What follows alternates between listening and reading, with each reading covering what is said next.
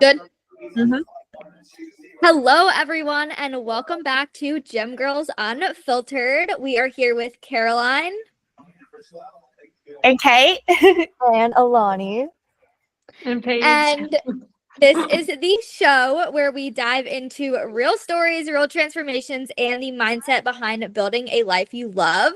So today's episode is so special. We are sitting down with someone whose story I know will inspire all of you. She has lost 25 pounds, completely transformed her lifestyle, and she has now taken that and built a thriving online fitness coaching business from scratch. So we are talking about the mindset shifts that helped her stay consistent, the behind the scenes of growing a business in the fitness space, and all of the lessons that she has learned along the way, both inside and out of the gym. So whether you are on your own health journey, thinking about starting your business, or just need a little bit of motivation, this one is for you. And we are so excited to get started today. So let me introduce to you Paige. So Paige, if you just want to begin talking about your journey, where you started, and then we will get into some questions for you. Sure. So I started my journey back in 2023. I feel like it was December, and I was like, let me just sign up to the gym. Like, let me just start. And like it just stuck with me that time, and I just didn't go with like the all or nothing mindset. I didn't like chase into it trying to like chase quick fixes. I literally just like slowly tried to build the habits, and that's the reason I am where I am today, because I didn't go into it like I need to lose 20 pounds, I need to lose 25 pounds. I was literally just starting my fitness journey, and wherever it took me, it took me. And then after 6 months, when I reached my goals, I just like knew that I had a passion to help people do this. And I started posting on social media in August of 2023. And I just like never gave up on that. I just wanted to show my journey to people. I knew that people would want or like see themselves in my journey to like want to make that change. And that's kind of where I am now, running my business and helping women do that all over the world. Awesome. Do you want to just talk about kind of what your workout routines looked like when you did first start, kind of your nutrition habits, your lifestyle, and kind of how shifted throughout your journey? Yeah, so I honestly feel like not a lot has shifted. I remember when I was starting my coaching business, I was like, because like I literally just followed the same workout every single week throughout like my 6 months, and then like my 9 months, my 12 months. And like that's just what worked for me. It's like what helped me stay consistent. It's not really about like switching up the workouts. And I remember I was like, how am I gonna like create so many different workout plans? Because like this is what I followed since the beginning. Like I've never really changed stuff up. So I've always obviously just been strength training, and it's just leg push pull on rotation. And then for like macros, like I'm really big on like eating foods that you love and just making sure that I can eat whatever it is that I want while I'm chasing my goals, whether that's to lean out or it's to maintain or it's to build. And that's something I just stand by. When you first got to the gym page, did you ever have like guys or anybody come up to you and kind of derail you? Or were there anybody that even encouraged you? Kind of both sides of the spectrum. Can you repeat that again? It got cut out. Yeah, girl. The beginning part. Yeah. When you first started, did you have like people come up to you and they're like, oh, girls shouldn't be lifting weight, or kind of be like, you're doing this wrong, you need to do this? Honestly, I feel like before I signed up to the gym, it was really intimidated to sign up to the gym, because I was just like, oh my God, I'm going to see all the people that I grew up with, like at my gym. Like I'm not in the mood for that. But honestly, like no one ever bothered me. And as the months passed, like my confidence just built that like I loved going there. And I knew like regardless of what someone has to say, or if someone's watching me or looking at me, like I feel good in my skin, and that's what matters most. But I don't feel like anyone ever commented on me, like good or bad. I kind of just feel like people left me alone, and that was nice. I love how you talked about like you didn't change anything. Like when you were seeing progress, you were like, I just had to stay consistent. I think a lot of people need to hear that too, because they think, oh, I need to change something. Like, what do I need to change? Something needs to change so I can continue seeing progress. Was there anything that you used to like measure progress and make sure that you were on the right track? Honestly, I feel like I had written down like my whole workout plan in my notes. I had my boyfriend like write it up for me, and like that is what I followed every week. I've never like kind of like wrote down my reps and my weight. Like I always just kind of knew each week and just always tried to aim to progressive overload. But what you said in the beginning, it's so true, because like as a coach now, like I have so many people that'll be like, hey, like those workouts are way too boring. And I'm like, honey, if you're lifting heavy enough, they wouldn't be boring. Like you would not want, like, they would be challenging, but you may not be pushing with enough intensity. And I don't think that's what people realize. They think like they're supposed to be challenging, or they're supposed to be like crazy lifts that have like 10 workouts per plan, when it literally just has to be the basics. Exactly. And we talked about this last week as well, where it's like, all right, you don't have to be doing more than like 5 or 6 movements. And if you're doing like 10 to 12 movements, you're probably not training hard enough. And I think more women need to like hear after that. my 4th today, I was just like, I'm dead. Like I didn't even, my 5th was like, oh yeah. That's so funny. I remember coming across Paige's Instagram when I like first came across it before she was even a coach. And I was like, oh, this girl looks like she's an online fitness coach. And I went and followed her, and she had like probably like 5,000 followers. And I DM'd her and reached out to her, and she was like, no, I'm not a coach. I'm just doing this for fun. So how'd you get started coaching, Paige? Did you have to like go up to people in the gym, or did you reach out to people online? Okay, so what happened was in January of 2024, I got my certified personal trainer thing, and I only had like 1,000 followers at the time, but I like knew this was like what I was going to do. I was so confident about it. Like I had no doubts about myself. And I literally just started, and I was like, I put in my story, like, I'm going to take a few clients, like whoever wants. And I got immediate, like a lot of swipe up. So I took 5 girls and I charged them $35 a month. And it was like, I guess I was just being really nice, helping people out. But like, I obviously built good connections with those people, gave me a little bit of experience in the beginning.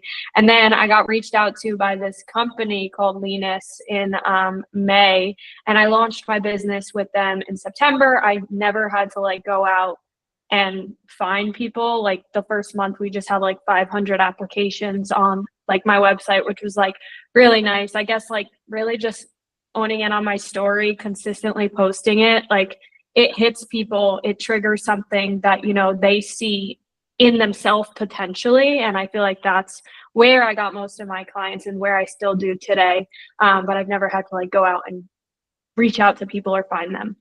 I think it's really interesting what you said, like you were always super confident in yourself, because I feel like a lot of like issue I struggle with. I don't know about you and Alani and Caroline if y'all struggle, but like I lack confidence in myself and my abilities. Like I coach a couple of people, and I'm confident in coaching those people, but I'm just like, I don't know if I could handle more, or I don't know if I'm a good coach with everything I have going on. So like have any tips? That was something too as well. I feel like when I was first like launching, I was so like stressed. Like, yes, I was very confident. I was set on my vision. Like I'm very big on journaling, and I just wrote down every day where I knew I wanted to go with my coaching business. And I just was set on it. Like there were no other options for myself, but I still to this day have so many doubts, like regardless of how much proof to like show, like I still doubt myself.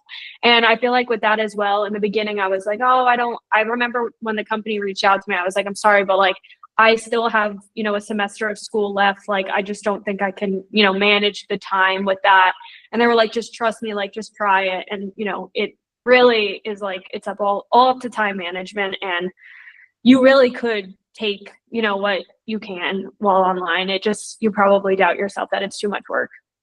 I do think it's really cool how many people do want coaching and how big the space is, because like Alani's a coach, so you know she owns her own business, so she can definitely talk a little bit about that. Kate coaches some girls, and then for any of you who don't know, I am Paige's assistant and head coach under her business, so I also get to help all of the girls within our program. So I think that that's really cool that we are all coaches and coach different people, and just how many people do want help in the space of fitness. Absolutely. Yeah, absolutely.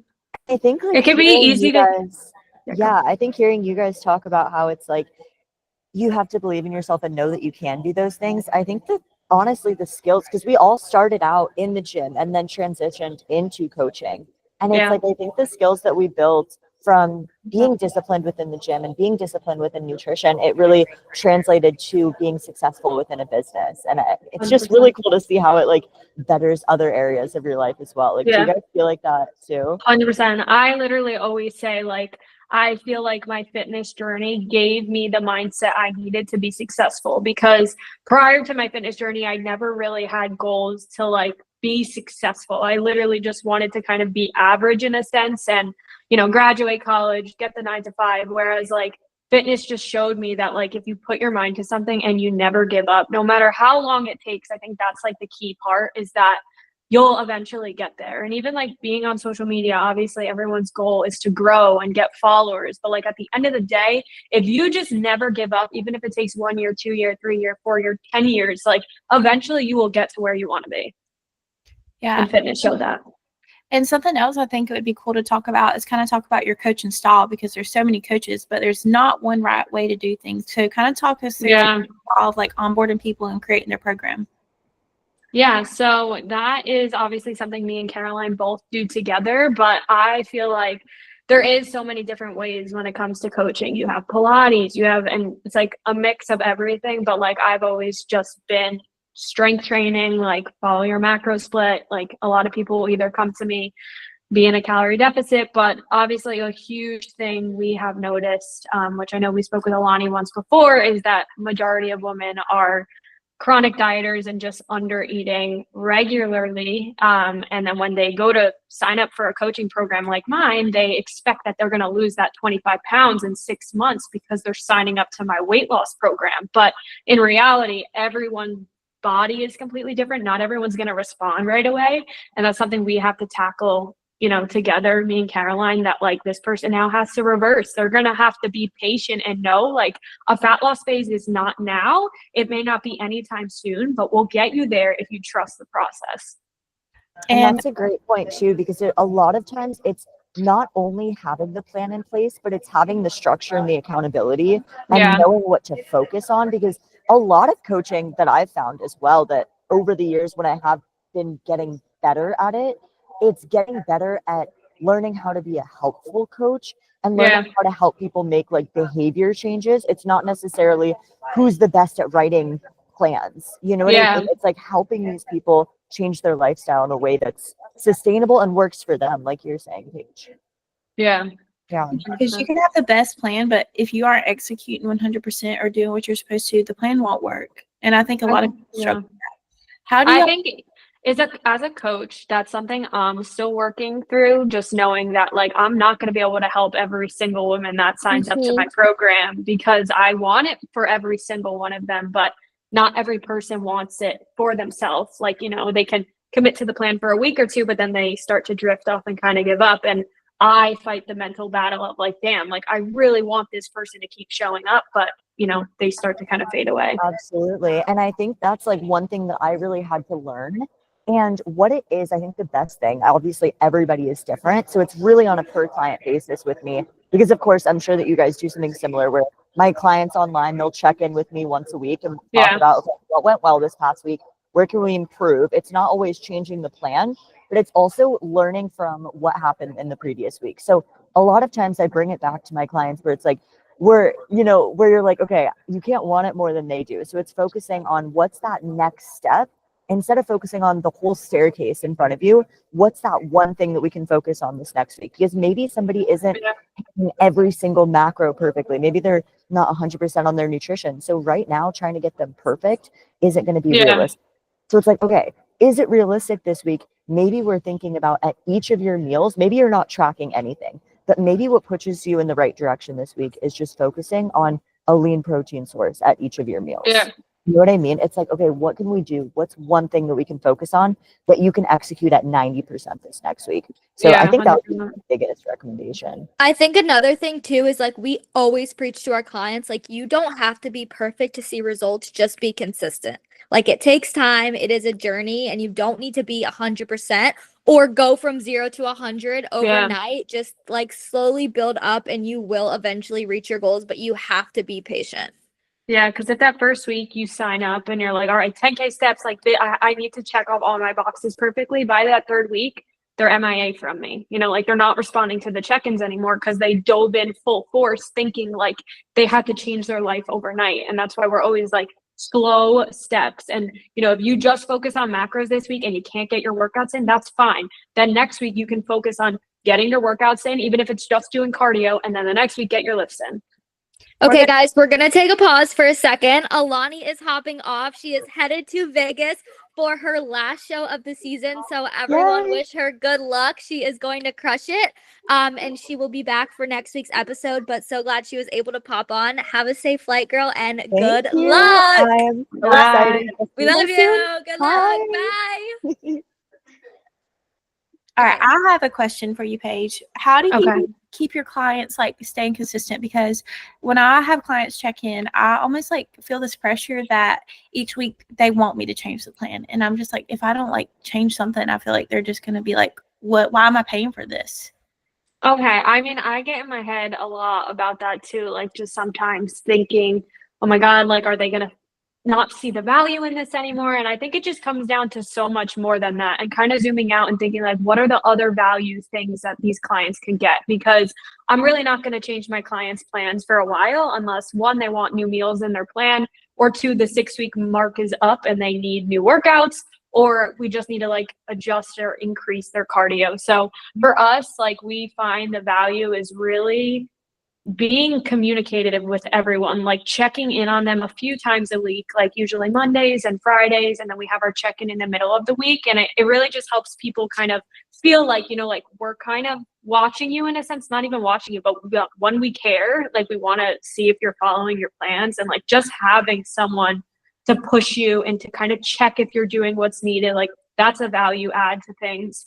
I think other things, Caroline, do you think what are some things that you think kind of provide value rather than just continuously switching the plan? Yeah, so I would say like I never ever switch our clients' plan unless, like you said, they either need a new workout or they request some new meals. But I'll always maybe give them like some tips, or be like, this week we can maybe bump something up. So like if it's water, and like I aim for like a gallon a day, right? So I would be maybe like, this week, let's just bump up water. It literally is the smallest thing. Or they got 7,000 steps. I'm like, all right, let's try to bump it up to 8,000.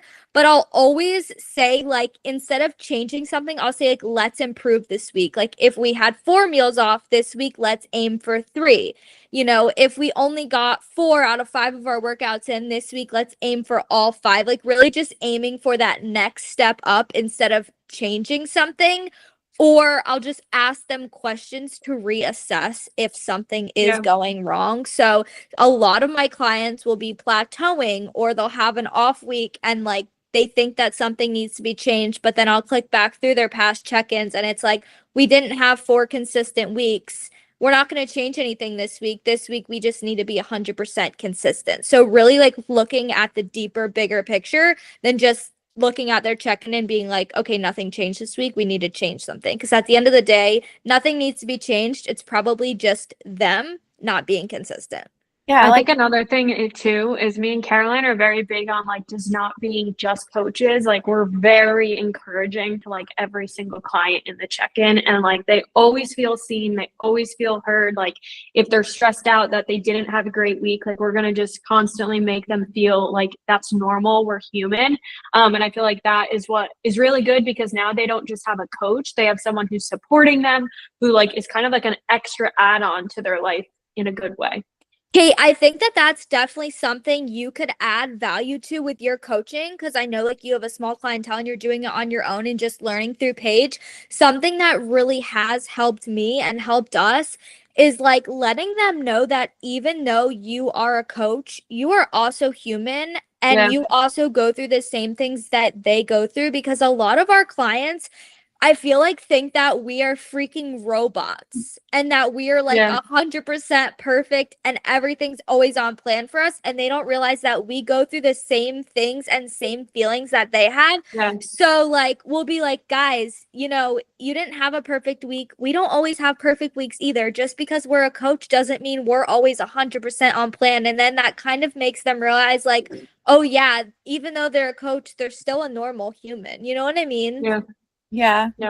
I think my frustration comes too from like people not staying consistent. Like I have a couple clients, they have macros, like even ranges, but they can't even like hit that range like 3 out of 7 days. And it's just like, we can't change anything. We can't change the plan if you aren't following the plan that's already set. Something I really struggled with in the beginning is one, not like I forgot that everyone has to actually follow the plan. And when clients wouldn't see progress, like I would literally feel sick to my stomach sometimes because I'm just like, oh my gosh, like, is it me? Is it the program? Like what am I doing wrong? And then I'll take a second, I'll reflect, I'll review what's going on. And I know that this person is not doing what needs to be done. So I think sometimes like taking the pressure off yourself to know like, these clients might have signed up to get your help, but that does not mean they're actually going to follow the help that you give them.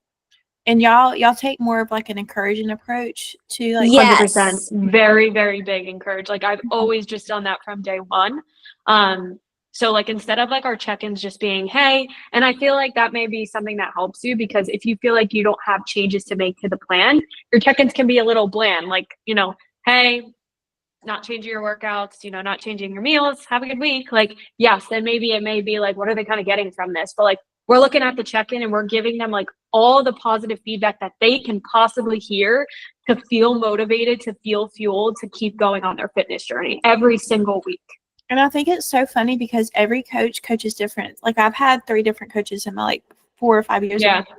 And each coach was so different with feedback. And I've kind of found that the thing that works best for me is having like a coach, like not like super harsh, but like, hey, you're going to tell me straight up and you're not going to hold my hand. And I think girls should understand. Mm-hmm. That's something me and Paige have definitely had trouble doing, but we kind of realized it recently. Like we bounce off of each other a lot. We're very communicative with each other, but we used to be a little too nice when we first started coaching and when I first started coaching with her. And like, we would, you know, just be like, all right, it's okay. All right, it's okay. And like be a little too nice. And then we kind of realized like being nice is great. And it definitely makes the client not feel bad. But at the same time, you kind of do have to be a coach and be a little harsh sometimes. So when that happens, we will give something encouraging and then we will be like, but if you do want to see progress, you do have to be consistent. We can write the plan. You have to execute it or you're not going to see results. So it's all about doing both and having that balance. Like, hey, you did great this week on XYZ, but in order to see results, you need to do this instead.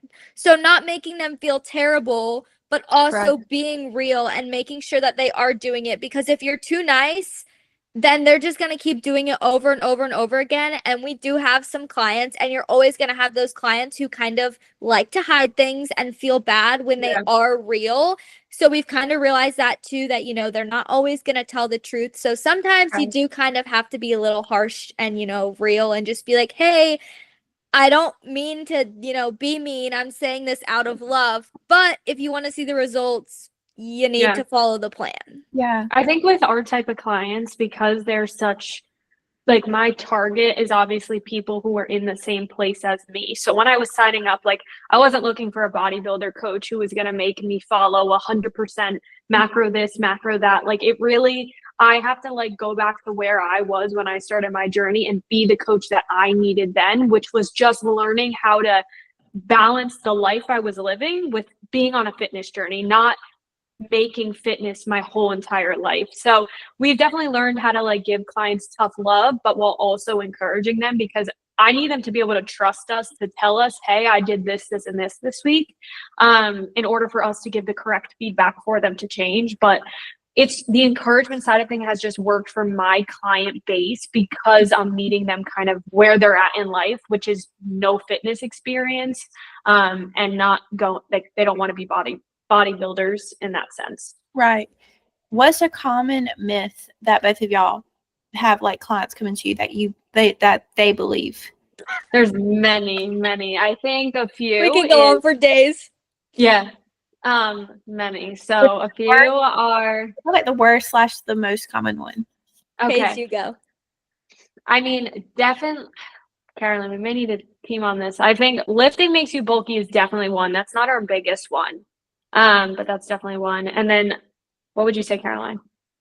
1,200 calories is the Yeah. way to lose weight. I think we have when I first started with you, I would say we didn't have many reverse clients. Now I would say I have so many more reverse clients because we get so many people who come to us under eating at like 1,200 calories, and they really do think that that is the way to lose weight. 100%. I would love to talk about this more. Like we did a little with Alani, but when it comes to like my journey, just because I have so many people coming to me referring about my journey, like that is what they want to see in their progress because they're looking at my results. But my journey was I was someone who overate on a daily basis every day. Like I genuinely love food. I'm still breaking out of the habits that I used to have. And I have a boyfriend, he's 6'4", he loves to eat. And like we constantly would just order food out every night, every day, lunch, breakfast, dinner, to the point where I was just eating so much food and I was never moving. I remember just sitting in my room once and my boyfriend was going to the gym and I was just like, all right, I'll see you later. And I'm just like, let me wait in bed till he gets home. And then it just clicked in my head that like, I'm never doing anything to better myself. He's going to the gym every day, working on himself. And I'm just sitting here waiting for him to get home. And when I started my journey, just slowly getting into the gym and slowly tracking my macros, I lost weight quick because it's almost like I was in a continuous surplus that my body was so ready to respond. Whereas all the people coming to us have been dieting for so long. I was on a call with one of my clients the other day and she was just like, I don't remember the last time I've ate above 1,400 clients. She's like, for years. She's like, and I was like, we need to start to increase. Like, I know you're afraid, but 4 years is so not healthy. And if you don't eventually get out of this, you're never going to lose weight at that same intake if you've been there for that long. So that's definitely been a struggle as a coach as well. Cause it's like, this is a very complex situation. We're dealing with it with so many clients. A lot of clients respond different than one another. So we may put one client into a reverse, they start dropping insanely. And then we might put someone into a reverse and they start gaining. And then someone may just plateau until we start the cut. So it's definitely a complex situation, but that is what we see most as coaches and what we don't see most of on social media. And that's so scary because these girls, like, they don't even realize the physical benefits of it, but are like physical detriments of eating so low for so long, but also the internal, like, what about your sex hormones? What about your thyroid? Like, all of these play a role. So it's so frustrating. And just like you said, social media just kind of like highlights that. We've touched on that on the podcast before. Yeah, I agree. I think when they come to me, like I said as well, it's like they want to lose weight now. And then having to tell them, like, I'm sorry, your body is not in a place to lose weight now. Like that has definitely been something as a coach I have had to learn to have the conversation because they're not like, how are they willing to just like try this if they've just continuously been ingrained in their head that more food is going to make them fat? Yeah. Well, I've been lucky enough to go through your journey of becoming an online fitness coach and owning your business yourself. But I know we've talked a lot about fitness and nutrition and your coaching, but I think it would be really cool if you could just share your personal story about, you know, where you started. I think sharing your story about your mom would be very beneficial to a lot of people, really how you've overcome challenges, and then to, you know, where you are at now, owning your own apartment, and just, you know, just your story. I love that. So I feel like I had a really tough childhood as a kid. My mom got sick when I was very young, so I had a nanny that took care of me. She was from Colombia, so she lived with us my whole life, and she became like my mom, my second mom, obviously. But the relationship we had was like very, very deep. And then my mom passed away when I was 12, and then 6 months later, I find out that she was leaving as well to go to Colombia. So I literally just felt like boom, boom, like mom one, mom two, gone. And I just feel like throughout those years, I was growing up in a home without my mom, obviously I have a stepmom, I love her and I love my dad, but it was never the same. And I feel like throughout those years, like it just fueled me to want to just give myself a great life. Like I knew no one was coming to save me. No one was coming to like give me the apartment that I wanted. No one was coming to like give me anything that I wanted. And when I started my fitness journey, I think that's when I learned all of that, that you have to work for whatever it is that you want. And if you don't put in the work, you're never going to get the results that you want. And I think that's like a thing with like Ozempic today. Obviously, you have a lot of people doing that, but I think they're missing out on so much. Like you're missing out on becoming the best version of yourself that you can be because you're not having to build discipline. You may be losing weight, but I promise losing weight isn't what you get from this journey. Having the discipline and the strength to chase your dreams is. And I think like that is what is so amazing for my fitness journey because I knew what I wanted. I wrote it every single day. And now I am living in my dream apartment because I knew that I could get here. And, you know, like I said with my mom, like I always just wanted to be in my own space that was just mine. I knew my mom is never coming back. You have to come to reality and accept it. And I just wanted to like, my dreams have always been to like create my own life now. I can't wait to have kids and be a mom just because I haven't had one. And like I said, fitness gave me the life I now have today. Awesome. I do have one question someone asked. I think it goes really well with what you just talked about. Do you ever encounter imposter syndrome? And if so, how do you overcome it? I literally encounter it, I think, every single day. I'm constantly saying it to my therapist. I have a book in my drawer. And I think the reality is no matter how big you get on social media, no matter how much money you make, no matter how successful you are going to have imposter syndrome from time to time. Like literally, I can have all the proof that I'm doing great, but I can open up social media and see someone doing so much better than me. And I feel so unworthy about myself, you know, like it just makes me spiral.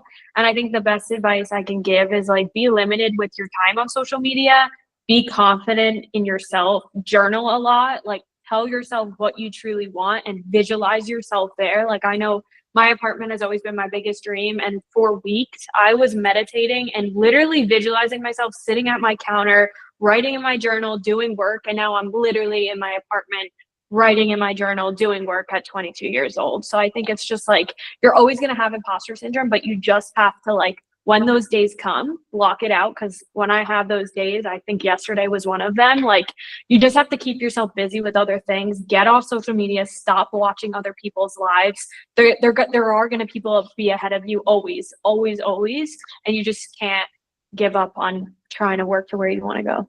I feel like that can be so hard too, especially because a lot of your business has been grown off of social media. And I was 100%. listening to a girl yesterday on a podcast, and she was talking about how like she's just felt so stressed out recently because her business, like on social media, she just feels like she's had like negative followers like over the past few years. It feels like her whole life is crashing down, and she's like second everything. So like, what do you do in moments like that? Do you just like resort to like journaling and stuff? So I definitely have those moments as well, because I feel like with my business, when I launched in September, that's when I had great viral videos. I went from 2,000 to like 14,000 overnight, brought me so many clients. Like it was great. And you get like a dopamine rush from that. So I remember those months, like it felt great. I felt like I was on a high of like my vision was so strong. Like I was just, it pumps you up. And then you have months of dead growth, which is what I've had. I've been stuck at the same number for months, and you start to question, like, am I stuck here? Am I ever going to grow? Like, am I worthy for this? Do I belong in this field? Like, what if like I stop getting business? What if clients stop signing up? Like, what if my story stops resonating with people? Like I spiral about that probably once a week. I think it's just like knowing that you have to like start identifying like when it comes in and like just like telling it to shut up, like kind of like, you know, it's coming, it's gonna never ever go away, but you have to be strong enough to like fight those thoughts and know that like I said about like the dead growth type of part, like we're all gonna have those dead growth phases. You just need to never ever ever ever give up, even if it takes a year of dead growth, like even a year of like your business kind of crashing, or you know, everyone who's successful had to go through being in debt in a sense, or like days of like negative growth versus positive growth, and you never can give up. Like that's the only advice I can kind of give. I love that. Yeah, me too. Well, that was perfect. I think that is a great ending. So thank you, Paige, for joining the podcast today. Thank you for sharing your story and all of your tips for everyone on here. So you guys can find Paige on social media at Paige Spez_fit. And if you're looking for one-on-one coaching, we are accepting clients at this time as well. So reminder to, find us on YouTube, Spotify, and Apple Music. This episode will be up Monday at 5 a.m. Eastern Standard Time, and we will see you guys next week on Gym Girls Unfiltered. Bye. Thank you, guys.